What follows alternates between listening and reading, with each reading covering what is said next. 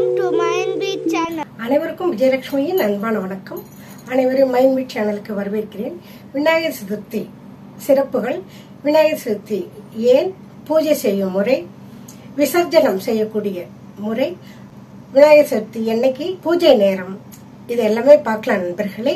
மிகவும் எளிமையானவர். மஞ்சள், சந்தனம், சாணம் இதுல பிடிச்சு வச்சு ஒரு அருகம்புல்ல மட்டும் வச்சு கையெடுத்து கும்பிட்டாலே அவரு சகல நன்மைகளையும் தரக்கூடிய தெய்வம் முதற்கடவுள் விநாயகர் பெருமான். விநாயகர் பெருமான் பிறந்த நாளதான் விநாயகர் சதுர்த்தின்னு நாம கொண்டாடுறோங்க.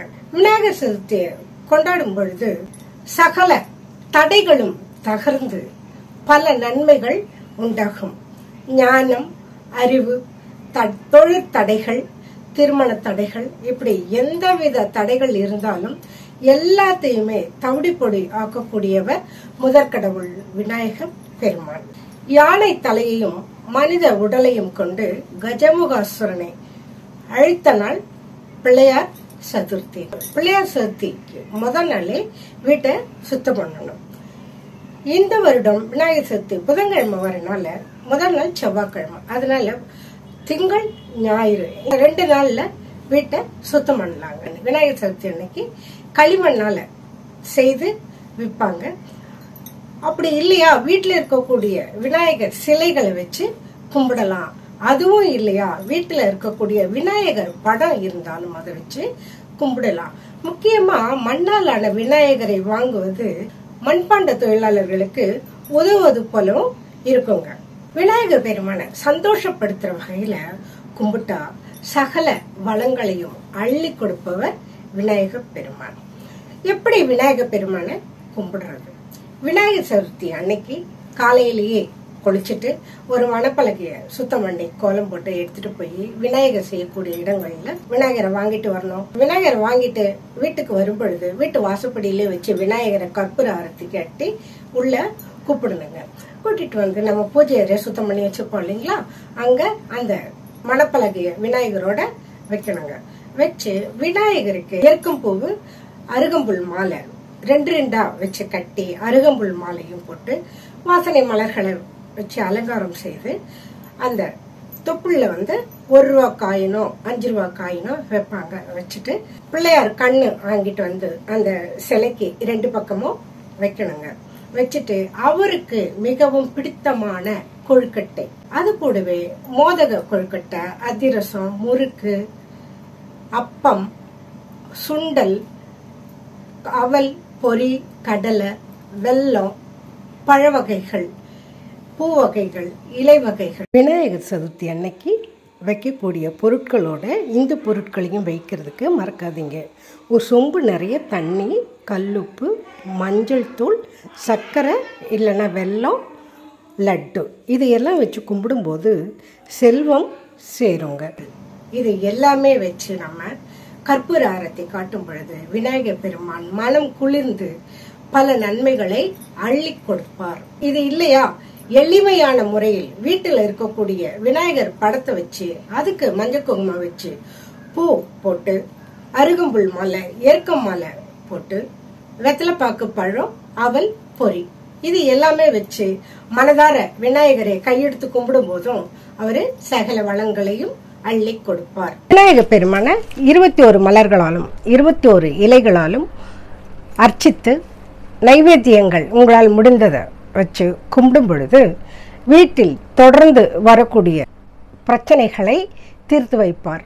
21 பூக்கள், புன்னை, மந்தாரை, மகிழம்பூ, பாதிரி, அரளி, ஊமத்தை, சம்பங்கி, மாம்பூ, தாழம்பூ, முல்லை, கொன்னை, செங்கழுநீர், செவ்வரளி, வில்வம், குருந்தை, பவளமல்லி, ஜாதிமல்லி, மாதுளம், கண்டங்கத்திரி, இது மாதிரி 21 மலர்கள்.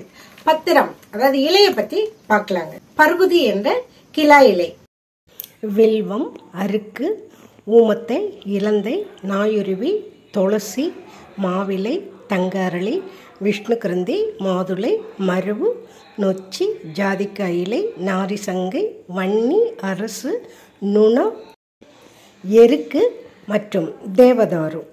இது எல்லாமே விநாயகர் சதுர்த்திக்கு மார்க்கெட்டில் கிடைக்குங்க. இது எதுவுமே கிடைக்கலன்னு சொல்கிறவங்க எல்லாருக்குமே கிடைக்கக்கூடியது அருகம்புல்லும் ஏற்க பூவும்.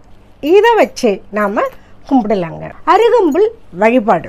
அருகம்புல்லை பறிச்சிட்டு வந்து நல்லா கழுவிட்டு அதை ரெண்டாக எடுத்து விநாயகர் பெருமானுக்கு கணபதியே போற்றி கணபதியே போற்றின்னு சொல்லிட்டு 108 முறை சொல்லி வழிபடலாம்.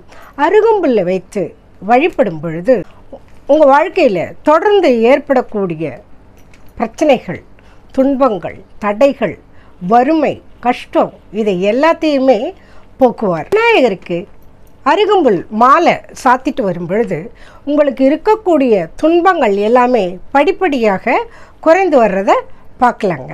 குறிப்பாக மாவிலையில் அர்ச்சனை செய்யும்போது எதிரிகளால் வீணாக ஏற்படுத்தப்பட்ட வழக்குகள் விரைவில் தீரும். வில்வ இலை செல்வம் சேரும். ஊமத்தை தீய குணங்களை ஒழிக்கும். நெல்லி இலையால் அர்ச்சனை பண்ணும்போது நிலையான வருமானமும் இனிய இல்லறமும் கிடைக்கும்.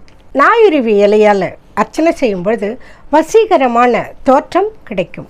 துளசி இலையால் அர்ச்சனை செய்யும் பொழுது ஆரோக்கியம் கிடைக்கும். இந்த மாதிரி ஒவ்வொரு இலைக்கும் ஒவ்வொரு பலன் கிடைக்குங்க. உங்கள் வீட்டில் எத்தனை நாள் விநாயகரை வச்சுருக்கீங்களோ, 1 நாளோ 3 நாளோ 5 நாளோ அவருக்கு காலையிலையும் மாலையிலையும் விளக்கேற்றி சுண்டலோ சக்கரை பொங்கலோ நைவேத்தியம் செய்து விநாயகர் சதுர்த்தி அன்னைக்கோ 3வது நாளோ 5வது நாளோ அதை நீர்நிலைகளில் கரைச்சி விடுறது.